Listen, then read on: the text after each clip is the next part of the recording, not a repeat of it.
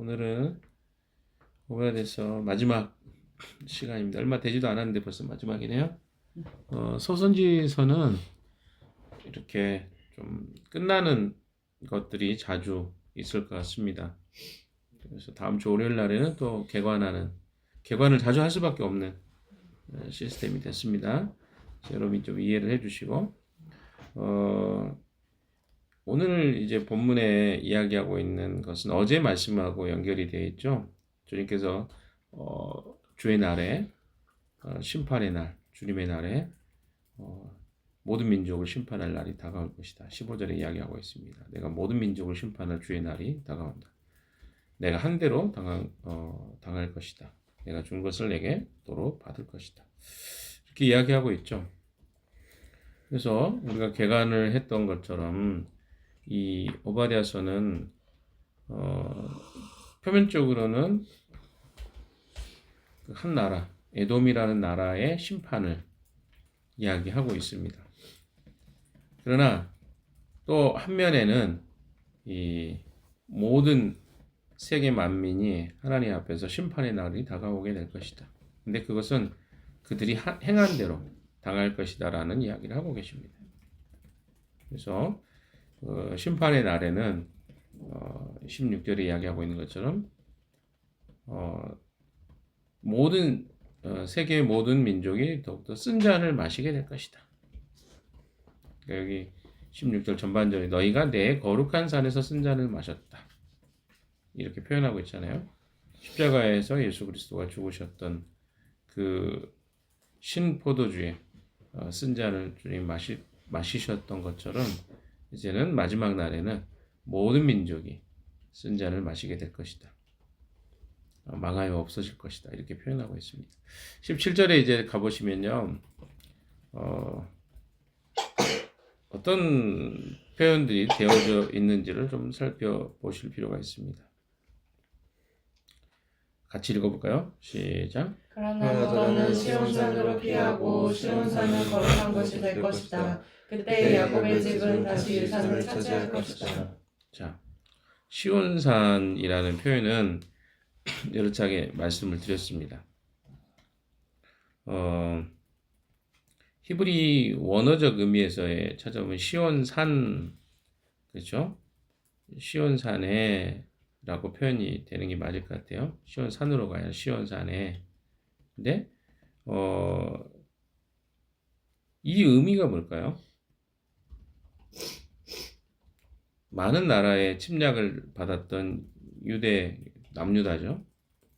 시온은 유다 민족, 때로는 이스라엘 전체를 상징하기도 했습니다. 그러나 이 당시에는 이제 북왕국 이스라엘이 이미 멸망해 버렸기 때문에 남유다를 이야기하겠죠. 이 시온이라는 그 표현이 바로 남유다를 이야기합니다. 근데 그곳이 유다가 거룩한 곳이 될 것이다라고 이야기를 하고 있습니다. 또한 그때 야곱의 집은 다시 유산을 차지할 것이다. 다시 회복될 것이라는 것을 이야기합니다. 이건 단순하게 포로로 붙잡혀갔던 유다의 백성들이 다시 남유다로 돌아올 것이다. 그건 표면적인 이유죠. 그러니까 1차적으로는 그런 것입니다. 그러나 궁극적으로는 어떻게 될까요? 하나님 나라의 그 백성들이 다시 회복될 것에 대한 예언을 하고 있는 것입니다. 이 두 가지가 늘 있어요.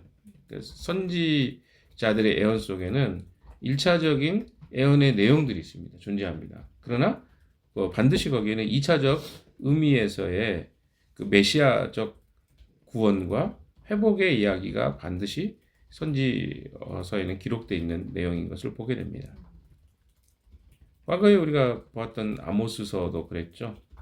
그리고 오바댜서에서도 1차적으로 심판이 에돔에 임하게 되는 것이지만 궁극적으로는 세계 만민이 심판을 당하게 될 것이다.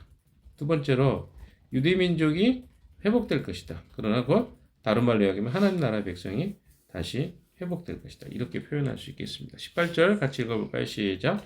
야곱의 집은 돌이 되고 요셉의 집은 불꽃이 될 것이다. 그러나 에서의 집은 건물이 될 것이니 그 불이 건물에 붙어 건물을 살 것이다. 에서의 집안에서는 아무도 살아남지 못할 것이다. 나 주가 분명히 말한다. 예. 여기서 야곱은 동일하죠. 아까 이야기했던 시온과 동일합니다. 남유다의 혹은 이스라엘 전체를 상징하기도 합니다. 불이 되고 요셉의 집은 불꽃이 될 것이다. 그러나 에서의 집은 건불이 될 거예요. 건불이 뭡니까, 여러분? 예? 건불이 뭐예요? 예. 그런 불 붙을 만한 뭐 그런 나뭇가지 같은 것들. 그러니까 어때요? 불이 건불에 붙으면 어떻게 될까요? 타오를 수밖에 없겠죠. 그러니까 과거에는 연약하고 당하기만 했던 이 유다의 또 이스라엘이 이제 더 이상 그런 연약한 존재들이 아니라 오히려 태우는 존재들이 될 것이다. 그래서 에서의 집은 건불이 될 것이다. 그 불이 건불에 붙어 건불을 살을 것이다.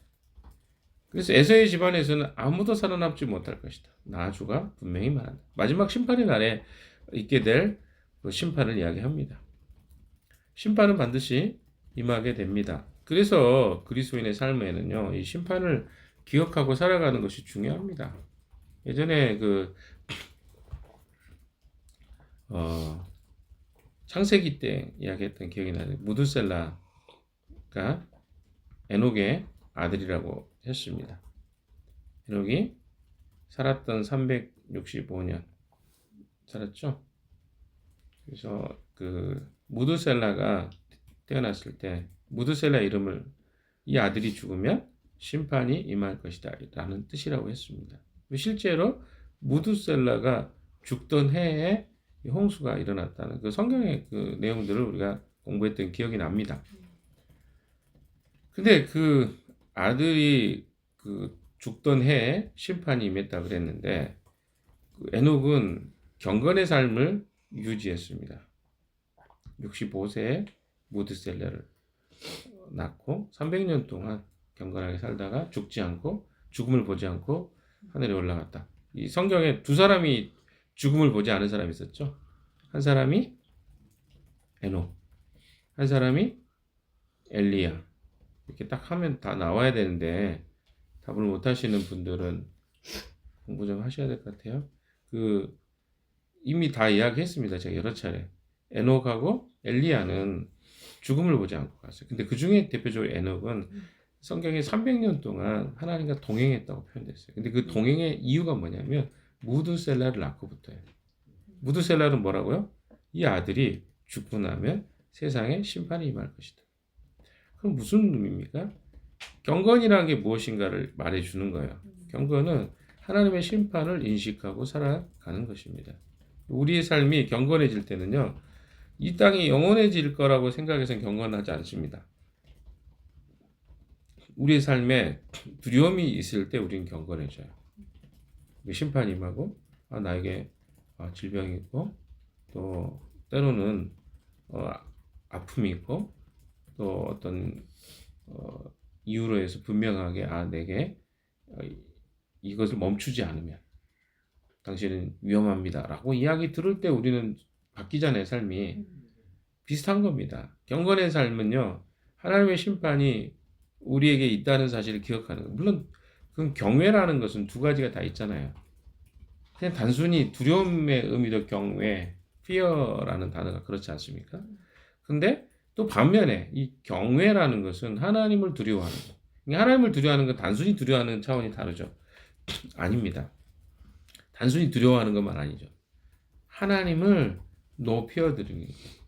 하나님에 대한 의식을 갖는 거. 이게 경외입니다. 두려움인데 그냥 단순히 무서움이 아니에요. 하나님을 의식하고 살아가는 것입니다. 이런 삶을 살아가는 사람들이 어때요? 하나님 앞에 회복된 이스라엘의 모습일 것이다. 이렇게 이야기하고 있는 것이죠. 자, 19절도 읽어보도록 하겠습니다. 시작. 내게 지방에서 올라온 내 백성이 에서의 산악지대를 차지하고 평지에서 올라온 내 백성은 블레셋 땅을 차지할 것이다. 그들은 에브라임의 영토와 사마리아의 영토를 차지할 것이다. 베냐민은 길르앗을 차지할 것이다. 예, 여기 보시면 네겝 지방에서 올라온 내 백성이 에서의 산악지대를 차지하고 이 본래 다윗 시대가 가장 영토가 넓었던 물론 뭐 솔로몬 시대랑 남왕국 유다의 가장 영토가 넓었던 그런 시대인데 이것들을 회복할 것에 대한 이야기를 합니다. 다 유다의 백성들이에요. 네겝이든 또 평지에서 올라온 백성이든 그렇죠?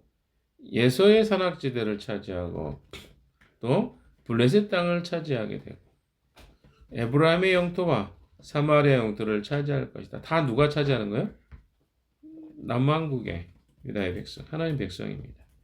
베냐민은 길랏. 원래 베냐민 지파는 남왕국 유다에서도 한 축을 이루었던 지파 아닙니까? 유다 지파와 베냐민 지파가 남왕국 유다의 핵심 지파죠. 그러니까 어때요? 이 베냐민이 길앗을 차지할 것이다. 전부 다 지금 뭡니까? 회복될 남유다의 모습을 이야기하고 있습니다. 그래서 다시 남북의 왕조뿐만 아니라 에돔과 또 블레셋까지 이때가 이제 바로 다윗 왕조 때 있었던 일이기 때문에 언급하고 있는 것 같아요. 이것은 회복의 이야기입니다. 사실 우리 그리스도인들은요, 이 땅을 지금 살아가는데 참 부끄러운 시대를 살고 있어요. 저도 오랫동안 신앙생활을 했지만 지금처럼 교회에 대한 이미지가 안 좋았던 시대는 없었던 것 같습니다. 그리고 이렇게 험악한 뭐랄까요? 교회에 대한 신뢰가 떨어졌던 시대는 없었던 것 같아요. 그걸 피부로 느낍니다. 근데 이것은 어떤 현상으로 이해를 해야 될까? 저는 고민이 좀 많이 돼요. 그러니까 교회가 문제가 생긴 걸까? 그럼 진짜 하나님의 그 백성이나 하나님의 나라에는 힘이 없는 걸까? 이런 생각도 좀 해봅니다. 그러나 조금만 들여다보면요, 이것은 하나님 나라에 힘이 없거나 복음에 힘이 없는 게 아니라 그것에 대해서 잘못 믿고 이해하고 있는 사람이 참 많구나 라는 쪽으로 금방 귀결이 돼요. 그러니까 무슨 말이냐면 우리가 너무 얕게 하나님에 대해서 알고 있었구나. 우리가 뭐 비판하듯이 그냥 예수 믿으면 복 받고 잘 사는 것으로만 기독교를 생각했던 그 결과가 지금 우리의 기독교에 대한 인식과 사회 안에 나타난 기독교의 모습을 통해서 우리는 이게 지금 문제가 이렇게 드러나는구나라고 이해할 수 있을 것 같습니다. 반드시 우리의 믿음에는 결과가 나오거든요. 근데 그 결과가 어떻게 나왔습니까? 이 하나님 나라의 복음이 우리가 믿고 있는 바들이 세상의 사람들에게 그대로 드러났어요. 우리는 이런 걸 믿는 거였구나. 근데 그게 믿는 게 뭐예요? 어떻게 보면 좀 조속하죠. 세상 사람 다 원하는 거 우리도 믿었거든요. 잘 살고 행복하고 그리고 예수 믿고 그냥 살다가 천국 가는 거고 우리가 말하는 그냥 소위 십자가 복음에 대한 것도 우리는 그렇게 믿어왔어요. 그런데 어때요? 그 십자가 복음의 폐해가 여기 드러나기 시작했습니다. 언제부턴가. 2000년대 초반부터 엄청 심하게 드러났죠. 한 20여 년 동안 우리 한국 사회 안에서는 이 기복된 신앙이 건강한 신앙이 아니라는 것을 너무나도 뼈저리게 느끼고 있습니다. 여전히 우리는 그런 아픔을 겪고 있어요. 그래서 우리조차도 대체 진실한 기독교, 교회가 어딘가 찾기 어렵다는 이야기를 많은 사람 통해 듣고 있습니다. 그러나 여기에 이야기하고 있는 19절, 20절에 이야기하고 있는 뭡니까? 잡혀갔던 이스라엘 포로는 돌아와서 가나안 족속의 땅을 사르밧까지 차지하고 예루살렘에서 스바라스로 잡혀갔던 사람들은 남쪽 유다의 성읍들을 차지할 것이다. 그러니까 뭡니까? 사르밧은 시돈 지역에 속해요. 서북 쪽에 있는. 근데 이제 이런 지역도 다시 회복될 것이다.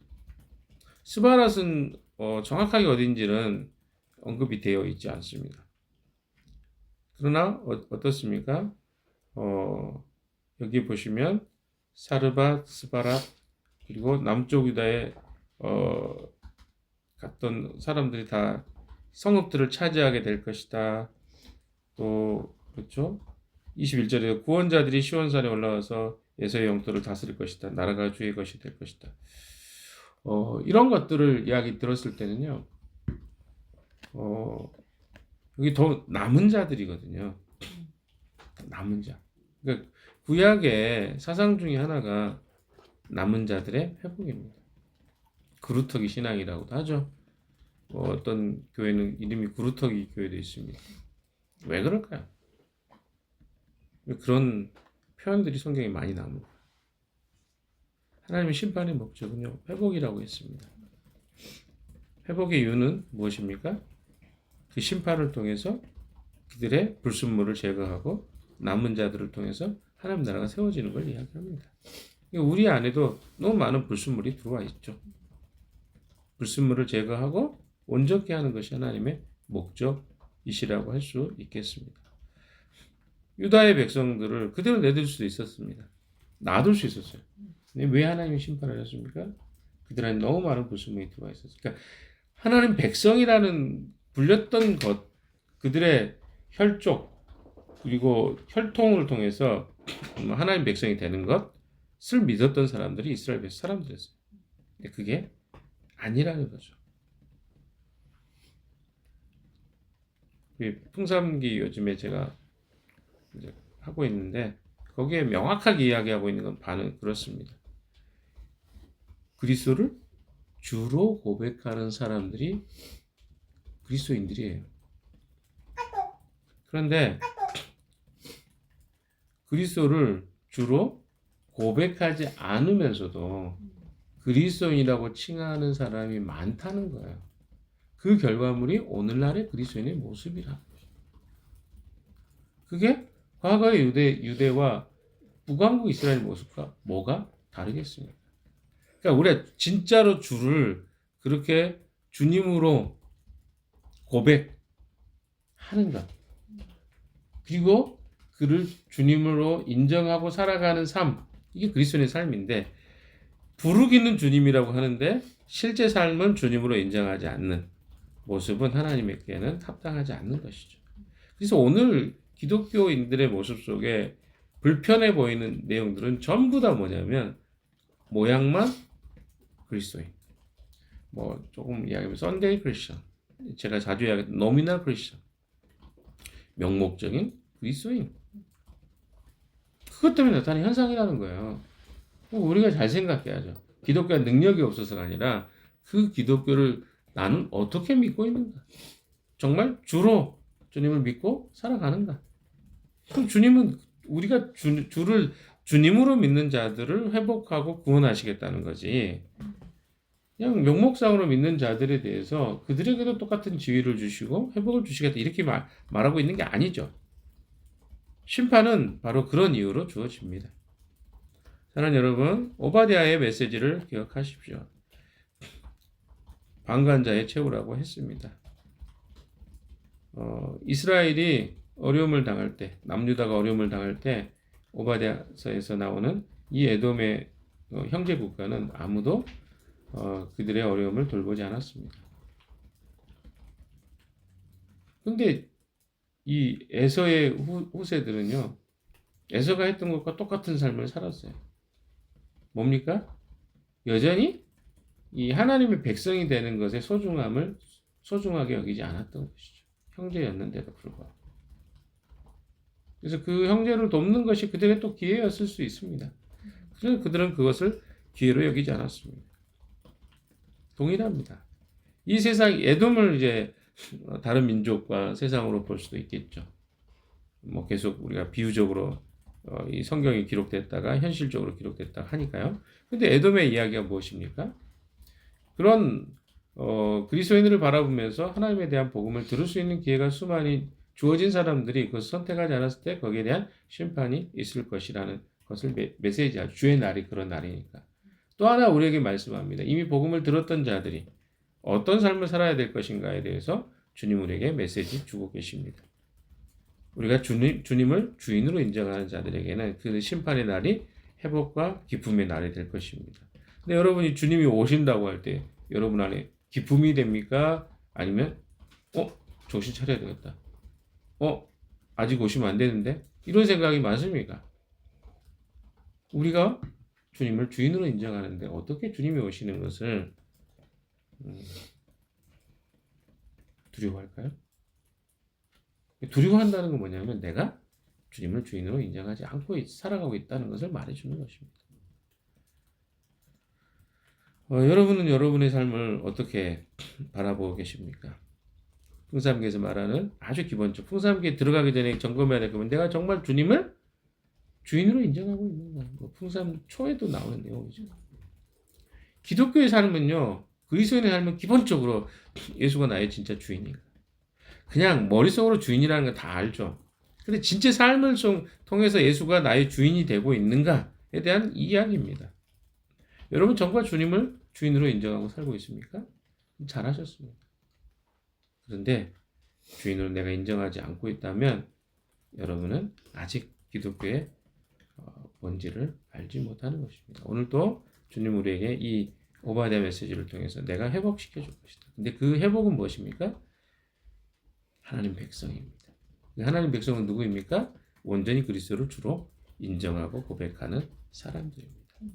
나는 주님을 주인으로 인정하고 있습니까? 아니면 내가 나의 주인이 되어서 살아가고 있지는 않습니까? 점검해보는 하루 되시기를 주님의 이름으로